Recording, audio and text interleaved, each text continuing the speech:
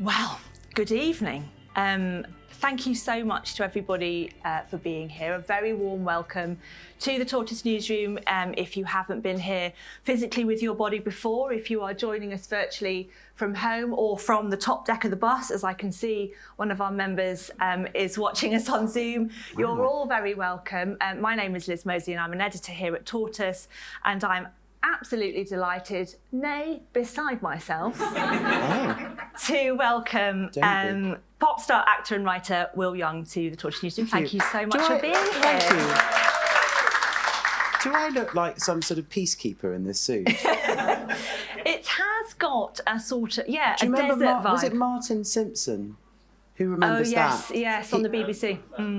Was it him? And he went around in the white suit? Yeah, I think that's the look I'm going for. I think it's working. Although, would Martin Simpson wear a slightly see-through marble top? I think not. I think in the privacy of his own home, he may well have. I like to think so. Will, this is your book. It's your second book properly? Third book properly? Yeah, third book. Did a biography, a book on gay shame, and now this one. This one. Yeah. Which I have read all of. Be Yourself and Happier, the A to Z of Wellbeing. Say what you said about it. So I was going down the stairs. I can see how this is going to go. I've lost control already. Say what you told me. Well, I was going down the stairs people. thinking I'm going to go and say hello to Will and make sure he's okay, and do the chat that you do beforehand. And I feel like I want to say to him, oh, the book wasn't what I expected. But then I thought, oh no, I won't say that, because then I won't know how to explain what I expected it to be. And I went into the green room and said, oh, I was going to say... It's not what I expected. It wasn't what I expected but when I said I think that's a nice thing to hear. Good. Yeah, it's nice. Why is it nice? Well, because I make up you were pleasantly surprised. Yes, true. Yeah. So I think that's nice. That's good. The book is about being yourself and happier, mental health, well-being, lots and lots of different therapies, a smorgasbord of therapies, all of which you have tried in one way, shape or form. Yeah. So we're going to get into all of that. This is a ThinkIn, so Will and I will chat. If you want to join in, have a comment, if you've got an experience you want to share, we're here for that. So put your hand up and one of Luke or Mark will get the mic to you. And same at home if you want to sort of comment and what have you. So I want to really get into the sort of meat and potatoes, if you like, of the book. But first of all, the context, where this came from for people who don't know. What happened in 2011? I had a breakdown. And I write about it because I'd heard about breakdowns. Like maybe your parents might say their brother had a nervous breakdown, And then I was having one. And I kind of wish that I got more attention for it now. I wish I would go on like Jonathan Ross and go, I'm having a nervous breakdown. The record's out now. But I didn't, so I think I missed an opportunity.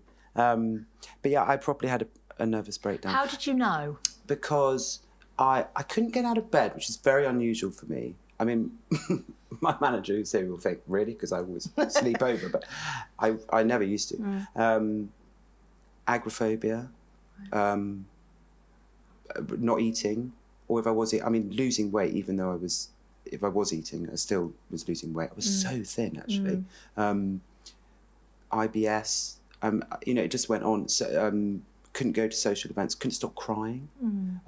It was all pretty, it was an unravelling. But what had happened is I'd gone on a course, and what the course had done had sort of given me a direct conduit to childhood trauma, and I wasn't really equipped to handle it. Luckily, I had a very, very good therapist who's no longer with us, Lois Evans, New York Jewish lady, who would say regularly she'd point at her Tiffany earrings and say, you're kind of paying for these, which I loved. First thing she said to me was, if I was your boyfriend, I'd dump you. Oh, yeah. Thanks, Lois. Second thing she said was, has it ever occurred to you that sometimes you're not a very nice person? And I just thought she was wonderful. I was like, this is exactly what I need. Tough love.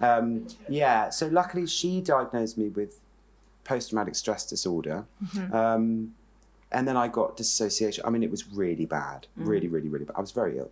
And then as I was kind of reading books on codependency, love addiction, boundaries, all these kind of things, going to 12-step groups, educating myself.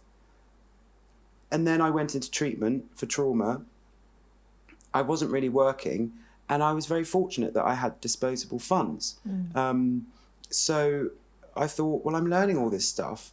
I want to put it... So I started this book about 8 years ago. And then once I'd finished my book on gay shame, I sort of said, oh, I've got this A to Z idea. I just wanted to share stuff that I was accruing. And also, like, you know, I went on a course for love addiction in Arizona. I mean, the course was shocking, absolutely dreadful. They all turned on the guy on the last day. It was really interesting. It was the one where you say in the book you didn't gel with the chap that was running it. That was the course? No, I remember his name as well. It was Clint. Clint. It was a Clint, such a Clint name, isn't it? It was brilliant. He was not good. But there was one thing I did learn from it, weirdly, his use of the word but. So, you know, there's things like that. Yes, it was overpriced. Yes, it was bad, but I did come away with something very interesting. And that's in the book.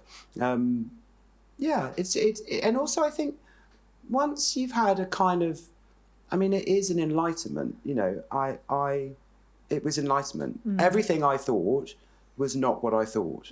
That's not much fun. No one wants that to happen. Your whole life is turned upside down. That takes a long time to get used to that. Oh, I thought that if I carried on getting more #1 albums, that would be successful. Or I thought if I had, you know, all those things that we know, and I'm not going to be one of those famous people that, you know, I have a very lovely, charmed life, but it was difficult. And I just wanted to help others. Once I became kind of enlightened, I thought, well, why would I not want to share this with other people? You know, and also I think it's part of being an artist as well. So that's how it all came about. Well, I want to use the title as a way to unpack some of the things that I was thinking about as I was reading it. There's a bit I'll read to you a quote. Someone told me years ago that I was not my story, and I laughed in his face. Yes. How could I not be my story? My story is my story. It got me realising, though, that it is just a narrative. It doesn't have to be my life. And I was thinking about the two sort of halves, if you like, be yourself and happier, as sort of pieces of the puzzle of what this book is trying to do. And being happier, and certainly in your case, and I feel I can recognise some of this in myself as well, it involves letting go of things that have been a really big part of yourself, the be yourself part. And that is painful because sometimes those things, they sort of serve us, or we think they serve us, even though they might not be in the end. I mean, we could spend... This is why I love doing these conversations, by the way, because I have a geeky love of well-being, human behaviour, mental health. I just love it. You know, we could probably spend an hour just talking about why someone doesn't want to let go of being a perfectionist. You know, but breaking it down, really, we have a very strong survival mode as human beings. We basically don't want to die. You know, that's like animals. We're an animal, yeah. And then we will accrue different types of behaviours, thought patterns, addictions to stop feeling pain, but to ideally, let's say, be loved and noticed and safe. So if I, through my family systems, was the perfectionist, was the people pleaser, then if I let go of that, I've got to look at, well, why was I that in the first place? You know, but we all get to a point when we start letting go of things because it stops working for us, you know. And I really don't like those sort of angel cards that people give you that they're like, oh, you can read it on the loo every day and it's brilliant. I'm like, oh, fuck off. You know, that's not going to sort my life out. Like, love is everywhere if you just look for it. I was like, fuck off. But there is one saying which I think says something like, when the pain of holding onto it is more than letting it go, or that kind of thing, you know, that's when the balance tips. So you do have to let go of things, but it's not as simple, you know, as when people say, oh, just let it go. And it's really difficult because there'll be a reason why us as humans do certain behaviours. There's a reason for everything, yeah. Well, you've obviously learned a ton on your odyssey around various different therapies and therapists over 15, 16 years odd. Yeah. And the idea of the book is to sort of, and you know, do you remember in Waterstones, you'd get to the end and they'd sold the Little Book of Calm constantly through the 90s, those sort of little toilet angel card type books. And then the alternative is a sort of really chewy, academic, quite scary and analytical book about mental health or what have you. And the idea of this is it's accessible but quite broad in its scope, and not everything's relevant to everybody, but there are bits that are doing it. I wonder, one of the sections in it, you talk about intention. Oh, yeah. I wonder about what your intention is for this. You sort of describe where it sits almost in the market, although I know that's not what you're trying to, it's not a marketing pitch, that position, but what is your intention for what the book will do? Kind of is. I mean, I want world domination. You know, if it's not Oprah Book Club, I'm not interested. No, intention's a really interesting one. I always have to look at what my intention is for anything, you know, because then I can check if I'm acting authentically. I can check if, you know, so for example, I think I use it in the book actually, but if I was coming here today and my intention was to make all of you like me, I'm going to sell 200 books and I'm going to feel so much better about myself. You know, fine, there's nothing wrong with that, but I might be setting myself up for a fall. If my intention, which it is, was just to be myself, wear a white suit, enjoy, really, and actually enjoy myself. You know, that it was my intention, was to come here and enjoy myself. And I'm doing that. In terms of the book, I'm going to move intentions into sort of expectations and hope. So we can have hopes and be careful to have expectations. So I have no expectations with this book at all. But my hope is it sells 200 million copies and helps a lot of people. You know, if I have expectations, that can lead to me being very quickly disappointed. If I have hopes, there is a difference between the two. And there's nothing wrong with having hopes. You know, I will have hopes until the day I depart this earth and go on to the next place of winning multiple MTV awards, you know, and duetting with Shawn Mendes. I mean, I don't know, it could go on. But, you know, like, I will have that forever. But my expectations used to make me so unhappy. So I'd be like, oh, if I don't get that, if I don't sell this amount, you know, and then if I didn't do it, I'd be miserable. So I don't really have expectations. And also, if I was to give you this book and I was like, I'm going to make you happier, there's an element of manipulation in that and codependency. I have no say on whether I make you happier or not. So all I can do is just present something as I mean, there's that word again, but authentically and you know, make sure that I believe in everything I'm saying and then see what people take from it. And that's so different. The same person that I laughed at, Gerard Kite, amazing acupuncturist, who said, we're not our story. I was going to do a TED Talk and I said, what do I do about TED Talk? You know, and he goes, you just be yourself. Don't try and like make it the Brené Brown, you know, moment. Do you know what I mean? Because then that's not, my intention is different. It's not real. My intention is to try and get 10 million people to watch it and I buy a house in the Bahamas. It's not actually about being just real. And things happen every day. I got the most lovely email. I just replied to the person actually, you know, sharing something that I'd spoken about on Fern Cotton's podcast. I didn't know that was going to happen. I was just sharing my story and the person got in touch and, you know, it's just lovely. It's just lovely. So I try and have hopes but not expectations, and I try and always check into my intention for things. I hope I can ask this question in the right way. It won't come out too garbled. The idea of being yourself, you mentioned when you had your breakdown, it was really an unravelling. And then you've obviously done a lot of work to put yourself back together again, if that's the right way of saying it. But the techniques that you've learned are conscious techniques. You talk about checking in with yourself and the way that you express how to exist in a way that is calmer and happier than you were before. I wonder how much does that conscious technique feel natural? Like, is that innate, or is it a sort of another version of yourself? Are you fighting against something in doing that? No, never want to be fighting against something, because then we can get into conflict. You know, particularly if you look at something like parts therapy, we're made up of lots of different parts.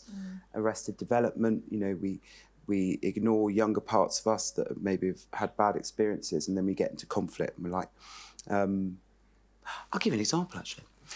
So I went to see my shaman yesterday, who I talk about in the book, and I was like, I just got this feeling here, and I just, it's there. But something's changing. You know, often, like, if you ask someone, where do you feel it? Where are you feeling it? People often go, here. It's either here or here, most of the time. And she said, well, let's look at changing it. There's obviously a lot of energy there. Let's look to changing it so the energy works for you, rather than you're like, oh, there's that feeling again, and now I'm feeling anxious. Completely different way of reframing things. So no, I don't sort of, you know, I like to befriend all parts of me, or try to. It's a bit like being the captain of the ship.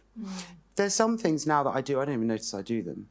Particularly when I talk about CBT in the book, cognitive behavioural therapy. I mean, that is a gym for the mind. And something like thought blocking. So thought blocking is, I'm sitting here and I'm thinking, God, I look fat in this suit. You know, and all right, I didn't laugh. And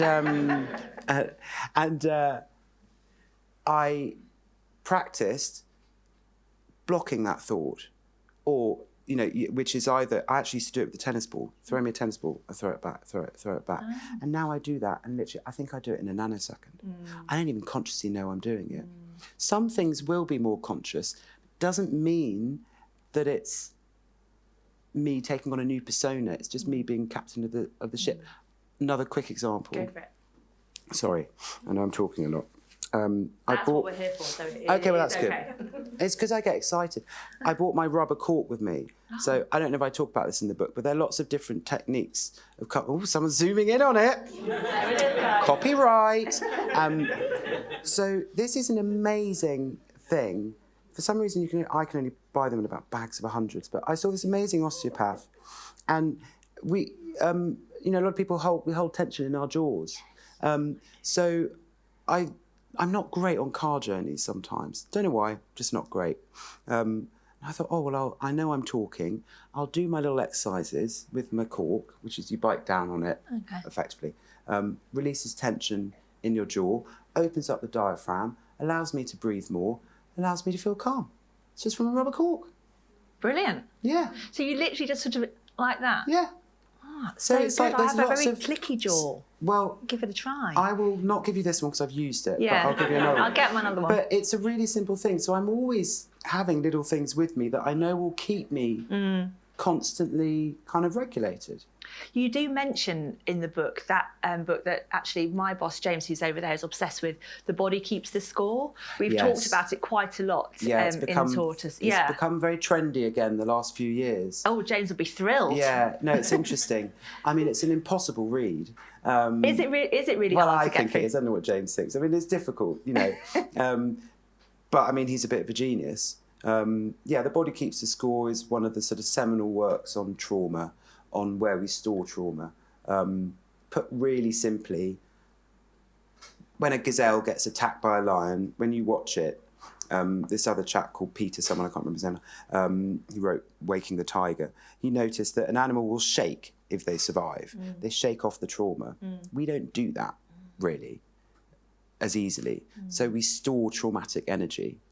And so someone like Walter Vander, I can't remember his name, talks about that as well. We focus a lot on our mind, but if we calm our nervous system, our minds often then doesn't really care. Like, very quick example, if I'm panicked, I'll sit there and I'll think, I need to change this colour scheme in my bedroom.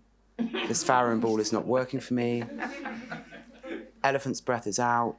Do you know what I mean? I need hay, I need cream tea, Dorset cream tea now. I need it now. I'm getting the samples. And I would do that kind of shit. I would do that. I mean, mad, crazed. Expensive as well. You need to know people. But I know every merchant in the South London area. But, you know, if I'm calm, I'm not sitting there thinking at 2 a.m, I need to change the paint scheme in my house. Check in with yourself.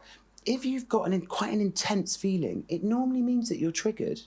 It will mean that you're triggered, because otherwise it wouldn't be that intense. There are various scientific things that happen with our brains that make it difficult to get back, and I really validate that, because parts of our brain, if we're triggered by early childhood stuff, they go offline, you know, so we need to get back online again.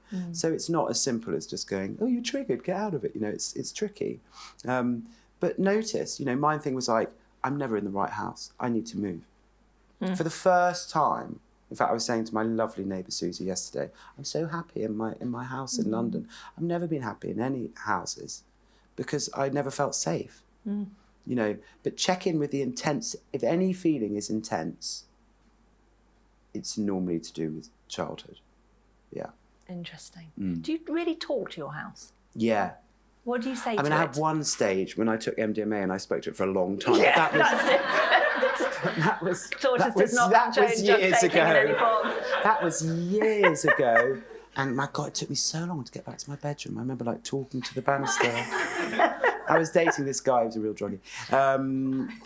Is that derogatory? I take that back. I didn't mean to say druggie. But yeah, no, that was my one experience. But I do talk to my house. I don't have a cleaner. I've done a fair amount of cleaning today before I came out. Well, I love that part. So there's lots of really clever, difficult things they're easy to understand in the book, but they're sort of somatic therapy, and there's lots of sort of concepts, but then there's loads of really good, like, ordinary stuff that I can imagine myself doing. Like, it kind of says, I put these on in a list: cleaning, dancing, gardening, bunting. I mean, that's a recipe for success, isn't it? I absolutely love bunting so much. Yeah, I love bunting. You make bunting? I make bunting. I also stole bunting from Glastonbury the first time I stole it from the dressing room. Yeah. My friend says, find your joy. You see, I went down a whole rabbit hole yesterday of saying how I didn't like the word happy, and then I realised I'd put it in the title of my book. Awkward. That was quite awkward. But joy is a different thing. You know, find your joy. So I planted some... And by the way, I am not always happy. I just want to let you know that. I am not some Zen master sitting there. You know, I'm not. But I do find more and more joy in things, and then just try and do more of it. So I planted some seeds yesterday, and I thought, oh, this is just so lovely. You're quite good at gardening. I'm not... I don't know if I'm good, but I just throw a lot at it. Yeah. And I don't stress if it doesn't work. Like, some of my plants aren't working, and I'm just a bit like, that's a shame. But some of them are. I think people are terrified about getting things wrong in gardening. Yeah. But, like, who's judging you? It's only plants. Yeah. They're not judging you. They're not judging you. They're really not. I don't think so, no. I hope not. No, I hope not. What's that? Sorry, say so. I said, ask Prince Charles. Oh, right. He talks to his plants, Prince Charles, famously, and they talk back. Does he say they talk back? Oh, I need to interview that man. ASAP. Make it happen. Let's make it happen. I want to. I want to talk about adult children. There were parts of this book, I was just saying to Will downstairs, some of it, it's the tiniest turn of phrase that really made me think, I really get what you're saying there. And then there are other sort of chunks of it, and they're all quite short chapters, so it's dead easy to read, where I was really sort of nodding so vigorously my head nearly fell off my body. And the part about adult children, I've just put adult children : whoa. Really? Yeah. Now, why? Because... I mean, you don't have to share personal things, but... I think there are people in my life that it was like you were describing their exact behaviour, and I had never found such a good encapsulation of it that explained why that person would be that way. Yeah, I think actually adult children's been one of the hits of the book, I've noticed. A lot of people have brought that up. Well, I mean, it's basically arrested development, you know, so I can be in the body of a 40... She's a nosy. Look at her looking in the window. Go away, you haven't paid. She's gone. Nosy cow. So you know, I'm 43 years old, but I might not have sort of, I might still be throwing tantrums, you know. I mean, let's give a really obvious example, like the boss that throws tantrums, you know. If you really break it down, I mean, what's this, you know, man's in his 50s, throwing a tantrum, what's going on? And basically it's arrested development, and it's acting out as a child would. It's as simple as that. So it's a great way of observing others, your partner, your parents, this goes on.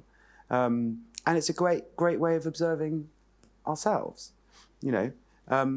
The dream is to really become a functional adult, not to be an adult children. But I mean, I honestly think, I mean, the world is, we're surrounded by adult children.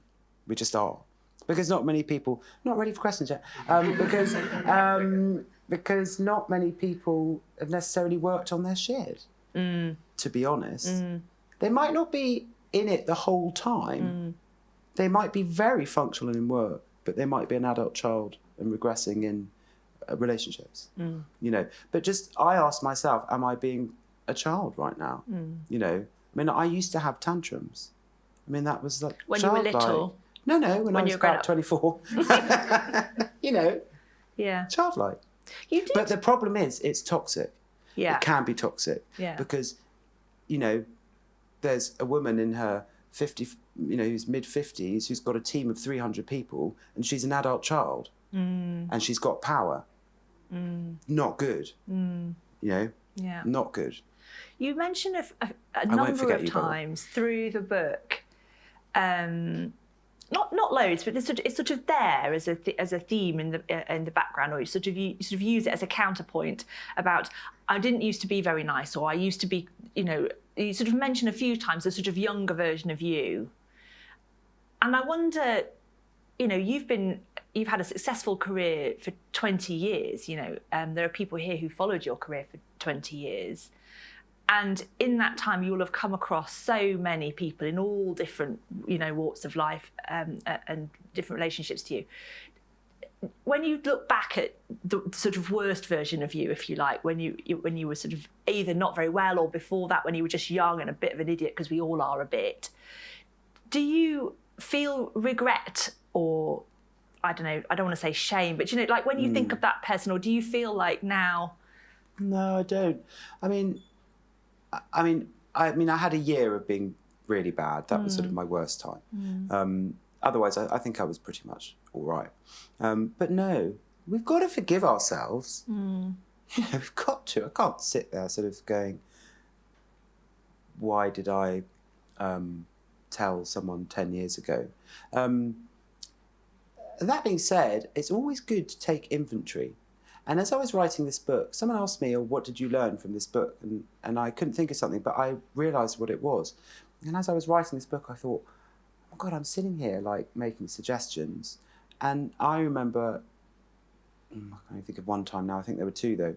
There's something that I need to apologise for. I need to make amends. In 12 steps, they call it making amends. It's someone that I don't even think they realised that I did it. But I know I did it. My intention was to shame someone. And I suddenly thought, I'm still holding on to that. I need to make amends for that. Doesn't matter how this person takes it. It's about me owning my stuff, keeping my side of the street clean. And it will, I mean, this happened 4 years ago. And it's the tiniest thing. I don't even think the person would have noticed. But for me, I will take it to my grave. So, you know, we can always make amends for things. It's never too late to ever make amends for anything. And like you say, it can feel lovely when you do, when you sort of... Well, it's a way of lightening ourselves. I had a makeup artist, and she was let go. And she rang me, and I was very young at the time. You know, I wasn't used to. I mean, I was 22. I didn't know how to sort of fire someone. You know, it was awful. So I said, "I'll call you back." Never did. I saw her a year later, and I said, "I'm so pleased I've run into you, because I would have taken that to my grave. I'm so sorry I never called you back." Aww. Tiniest thing. I know I am nice, but you know, it's the tiniest thing. But we do actually hold on to those things, like let it go because they just weigh us down. Like I always say, happy people or content people don't do nasty things. There's no reason to. Why would you? Why would you? Yeah. They must be unhappy and not content. Yeah. There's the other part, which was close to the adult children part, where I was nodding vigorously. And actually, there's some stuff in the book which is sort of felt to me anyway, newfangled and weirdy, and I've not heard of that before. And then there's some other stuff that you really champion or sort of emphasise that is sort of quite endearingly traditional, if I say that in the right way. And do you remember it was, I don't know if it was only me that noticed this, but maybe a decade ago, people would be like, you'd never said anything was nice. Nice is a sort of insipid, it became sort of trendy to say that nice is rubbish. I was always quite a fan of nice. I think nice is quite a nice thing to be. I like the biscuits. Yeah, exactly. And wisdom, the same. Wisdom sort of fell out of fashion at one stage, and I always be a fan of that. Will is bringing back appropriateness as a thing that is massively undervalued, I think, in general life. And when you think about it and the way you talk about it in the book, it's such a useful test to check if you're being a dickhead or not. Exactly. It's basically that. I absolutely love the word appropriate. Yeah. The thing is, it's such a leveller. So I'll give an example. Someone comes up to me on the street, I don't know, they got scared of my dog or something. Let's just say that. And they start calling me every name under the sun. I say, it's completely inappropriate what you're saying. And they might go, I don't give a shit. But it's a really interesting one because it instantly puts someone in a place. So that's just not appropriate. Full stop. Yeah. End of argument. No, I don't misuse it. Don't start going, you've just told me off for not sending that email. I think that's very inappropriate. Kind of is appropriate. But you're allowed your own feelings on the thing. But it's a great way of monitoring what is going on in a situation. Is this appropriate? Am I being appropriate? Is this person being appropriate in work? Is it appropriate the way this stranger's has spoken to me? No, not at all. So it's just a good way of keeping ourselves responsible, but also looking at the environment that we're in at any stage. Is my partner talking to me in an appropriate way? Absolutely not. How dare you? You don't need to get angry though. A lot of these things come with, the kind of behaviour, the kind of energy that we want, I think, to be around kids is to be strong and loving. Strong and loving. I talk about martial artists in the book. They want to be as grounded and relaxed as possible in a fight to then go. The more relaxed they are, the easier it is to then go. And we want to be strong and loving always. Always come with love. But it doesn't mean you can't be... People think they can't be strong and loving. You can. It's just a different energy. And that's what I get from appropriate. I'm a big fan.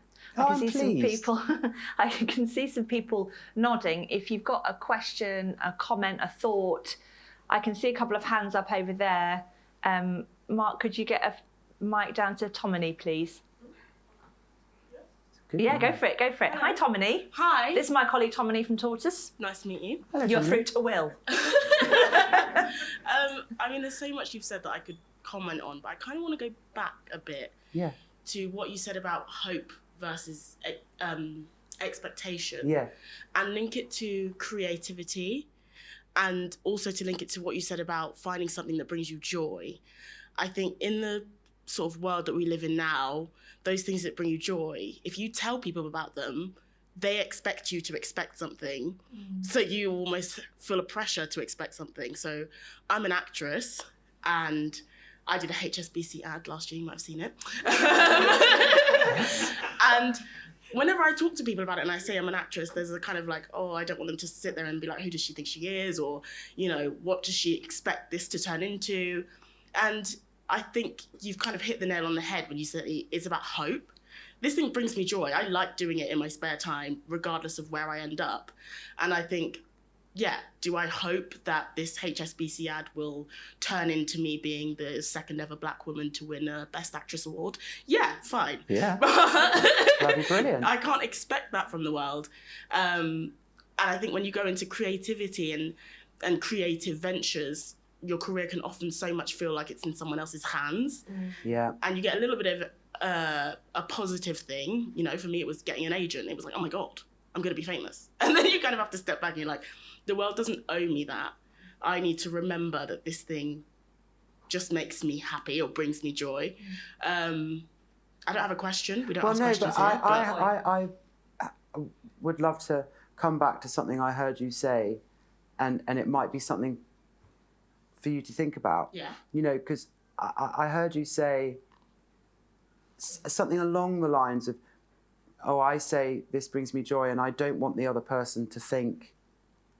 You said something about, oh, I don't want the other person to then think, oh. Who do you think you are? Yeah, okay. So this is interesting to me, and you can tell because I'm getting excited. Okay. Why do you care about what they think? No, that's the thing. But it's interesting. It's like they might think that. They might think, who does she think she is? They might be thinking about what they're going to have for dinner. You know, we have no control over what other people think. I have no control. And if I try and have control over what other people think, I'm going to go mad because it's not scientifically possible. And that's why you carry on. What's that? That's why you carry on. Yeah. Because it doesn't matter. Yeah. It's like, I let that one go. They can think whatever they like. It was such a wonderful, freeing moment for me because I was spending my whole time, second guessing what people were thinking they were thinking about me when they weren't, because everyone's thinking about themselves, you know.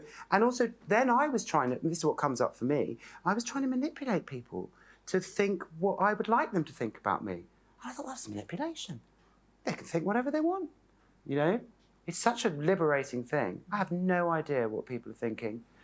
Very occasionally, if I do, you know, let's say if I have a conversation with a friend and I think, I don't know about that, I then check in with them and say, you know what? I, for some reason, think that you hate me. And because they've done some work, and they'll be like, I don't hate you, totally get it. We all have these moments. And I said, I'd rather just clear it up now rather than me for the next week thinking you're hating me and then I'm passive aggressive to you. And then the whole thing is weird, you know? Yeah. But it's a really good thing for me, it was a game changer.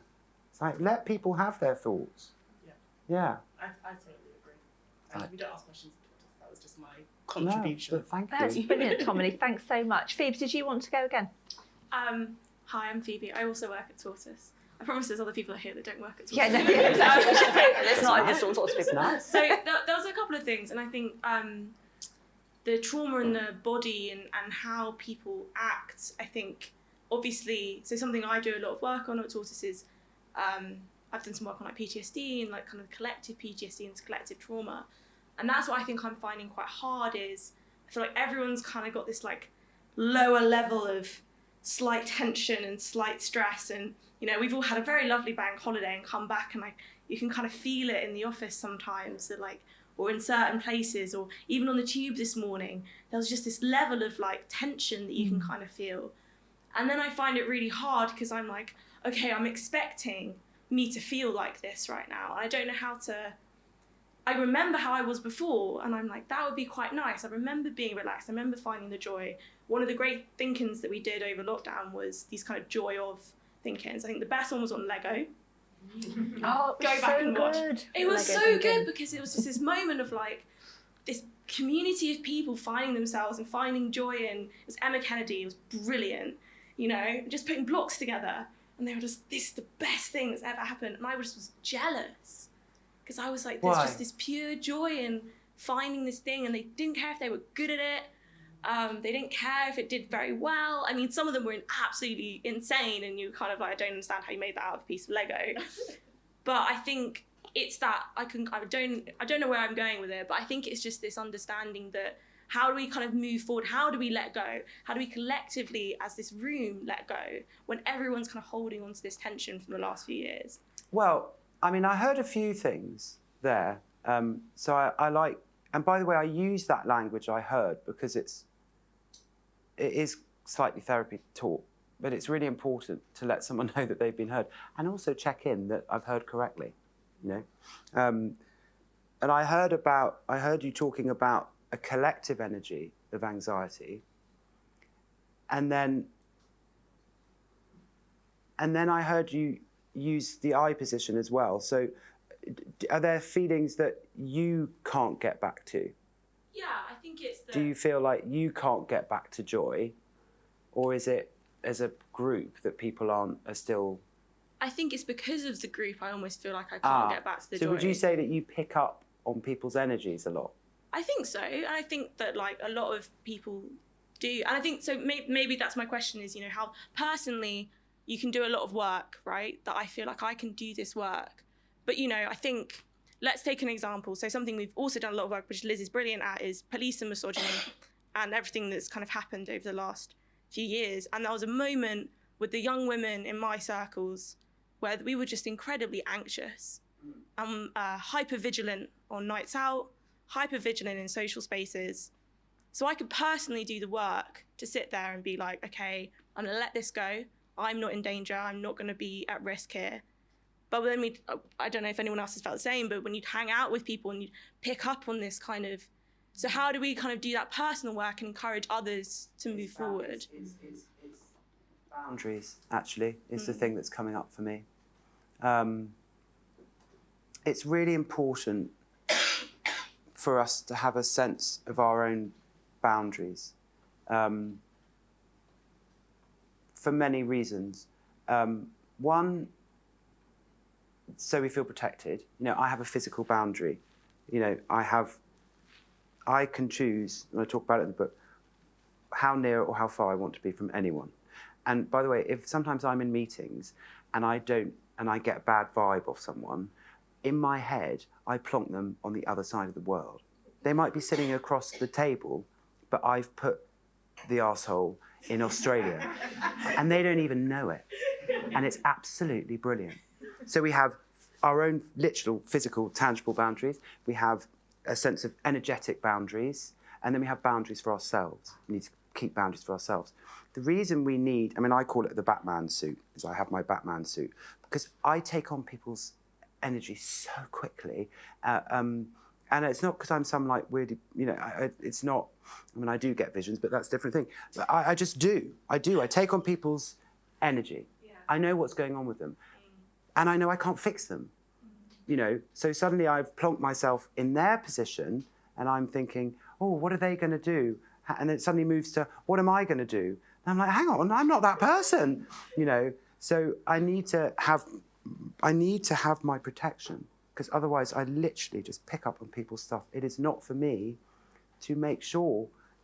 People have to go on their own path. And actually that is the most loving way to be with people, is to be present and remain calm.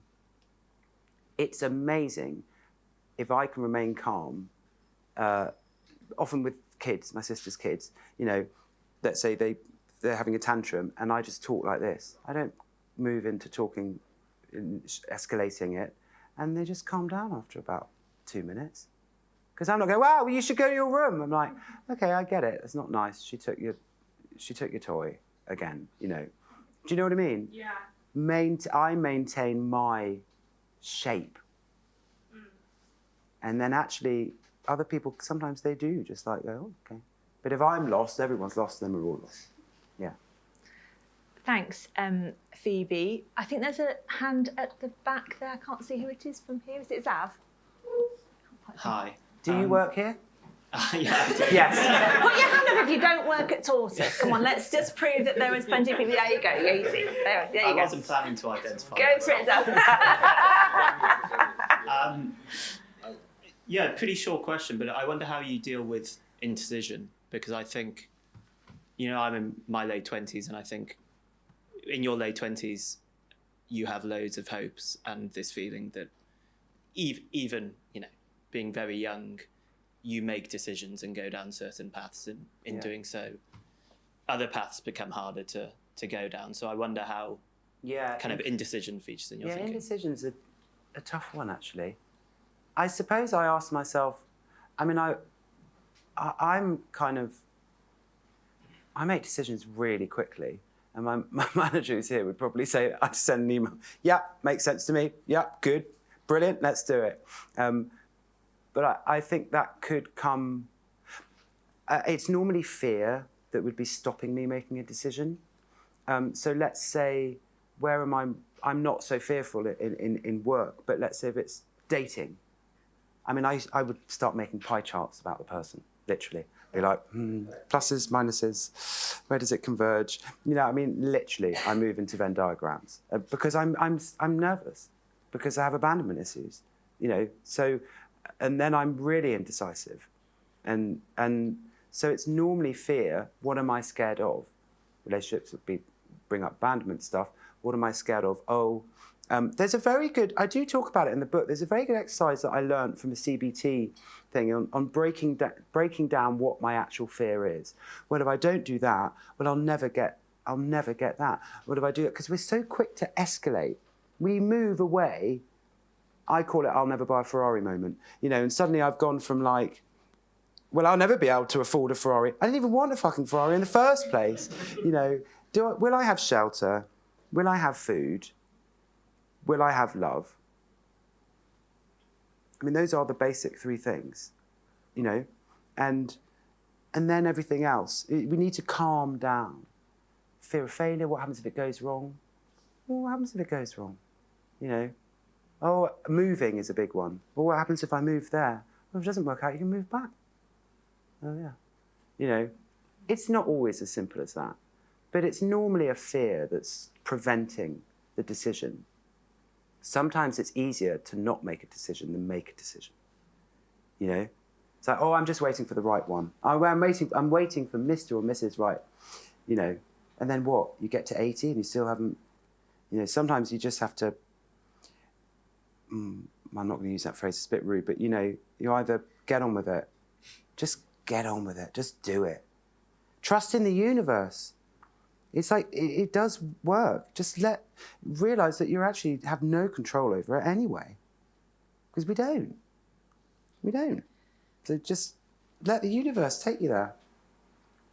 Will, one of the sentences in the book that made me laugh or out just take loud. some MDMA. Oh, yes. We don't condone drug taking I'm of any only kind. saying that. I'm just saying it because it just makes me giggle, sorry. I don't do drugs. One of the sentences that made me laugh out loud in the book, I don't know if it was meant to be funny, now I've become worried, but was when it says, when I came out, my mother said she was worried I would be beaten up and taken advantage of and go on gay marches. Like, those things are equivalently terrible to each other. My other friend, his mother said, you're going to die alone.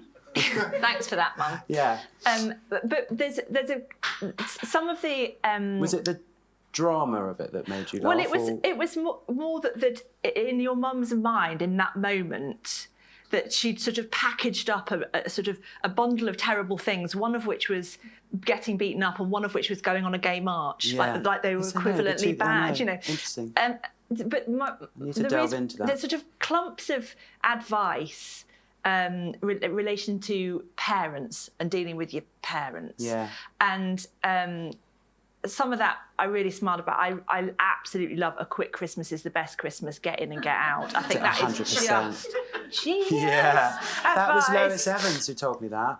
My old therapist. She's obviously a Get very in, get wonderful. out. Yeah. And absolutely right. But just, you know, you're... Because actually I'll talk about Christmas because... No, sorry, I interrupted. Go on. What were you going to ask me? I was going to say, I think sharing a bit of those observations, because you sort of say, well, you know, this isn't my area of specific expertise. Same with bosses. You're not a sort of work therapist, but all of the stuff you've learned, you can apply to these very common situations people find themselves in, where your parents just drive you round the actual bend. Yeah, or you drive them round the bend, maybe. You know, so I actually had a friend that had a really bad Christmas. I had quite a nice Christmas, actually. You know, but sometimes it is triggering. And he had a bad Christmas. You know, like his mother seems to just be sort of enmeshed codependently with his other brother. You know, it's just nasty and it's toxic. Horrid, and he got out of there. He got out of there and just went back home and rang me. And I was like, best thing you could have done. There's so much pressure about Christmas. Everyone seems to look so happy the whole time. I know no family that is like that, I'm afraid. It's lovely. Especially not at Christmas. Especially not at Christmas, because there's so much pressure. You see all the adverts, everyone's like, oh, it's lovely, Granny's coming. You know, it's like, no, we sit in separate rooms on our on our laptops, watching different streaming services. We might come together for some Quality Street, and that's it. You know, but there's so much pressure that it makes it even worse at Christmas time. It's almost like all the cracks that are in the family. You know, it's like the equivalent of New Year's Eve must have fun. You know, family must be perfect, and because family isn't perfect, it just falls apart in some sort of major disaster. Yeah. Very damaging time. It is a very damaging time, and you'd sort of wound up the whole time in the build-up to it, and then it happens, and it's just dire. And if you're down, it's a really bad time. Yeah. And I've been depressed. It's been awful. There are some things that whiz past in this book, and there's sort of 2-3 words or a little reference to something, and it whizzes past, and then I'm like, oh, what was that? What was that? God. So I'm going to do some rapid fire. Oh, good, yeah. Bits. I like rapid fire. Foot detox pads. Oh, foot detox pads. Tell me what that More is. of one of the random ones. Well, because all these things are just things that I've tried. So I got some foot detox pads. Did you buy them in like boots? They were in a posh chemist, and I think I was having a day of like, if I just buy these things, my life will be better. Yeah. I'll buy this, I'll be Do you taller. know what I mean? Yeah. I'll be taller, I'll buy this cream. Yeah. But I took these pads and I didn't expect them to make me sleep so brilliantly. And I've recommended them to about 5 people now who have sleep problems. And they work. It's bonkers. Like a tea bag that you sellotape to your foot. Tea bag you sellotape to your foot. But the thing is, if you think about it, I know.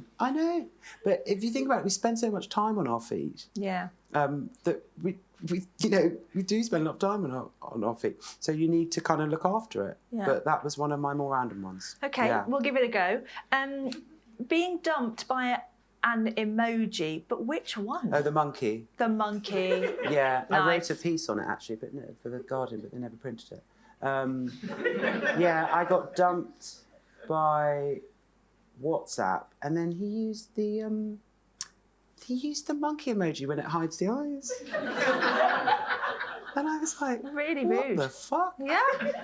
It's all right, I made him cry in the end. Good. Kick into the curb. Yeah, What but I happened- wrote a whole piece on on creating a group for people that had been dumped by emojis. I thought it was hysterical. Yeah, I think you'd get a lot of members. What happened with the angry llama?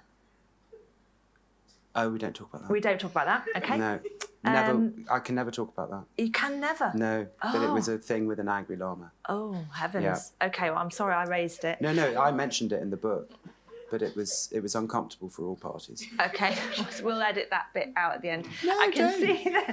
see that Agatha has waved her little tortoise flag in the air. So if you have a burning question Lovely name. for Will Young, now is. This chap wanted to ask Oh, something. I'm so sorry. What's your name, sir? Kevin, Hi, Kevin. Do you work here, Kevin? I don't. Not yet. I'm a real person. Well, sign up. So it goes back to your question about the adult child, right? So I'm slightly older than you, maybe quite a bit older than you, and if you ask me how old I am, I'm 16 or 17 in here. Yeah, lovely. So, what's an adult child? Well, I mean, the adult child, would be in, and I feel the same, by the way, I feel about 16. But it's in reference to things that are not functional. So I feel 16, I embrace like me as a teenager because I just was having the best time. However, if I'm having tantrums, or if I'm having emotional displays that are completely inappropriate, then that is the kind of behaviour of an adult child. So it's stuff that is, to be an adult child is more of a sort of dysfunctional thing. Feeling 16, no matter what age you are, is a wonderful thing. Well, but I don't think anybody gets older than 16. Well, Oh, I feel very much 46. yeah. And it's not my birthday till Monday, so I'm ahead of the game in many ways. thanks so much for your question. Thank you so much to everybody for being here and for watching online. I hope that Anushka made it of her bus journey, wherever she was travelling from and to. Will, it's been a real pleasure talking to you. Thank you so, so much. The book is great, whether you're feeling a bit blue and you're struggling or whether you're feeling tip-top, there's something in here that will be helpful for you today or on another day. If you're here and you're a Tortoise member, please come and get one. It's not, you don't have to pay. It's a present from us to you. What? I know. You can pay Will if you like. Thank you so much for your time. All the best with it. Look after yourselves, everybody. Have a nice rest of the evening. Take care. Bye-bye.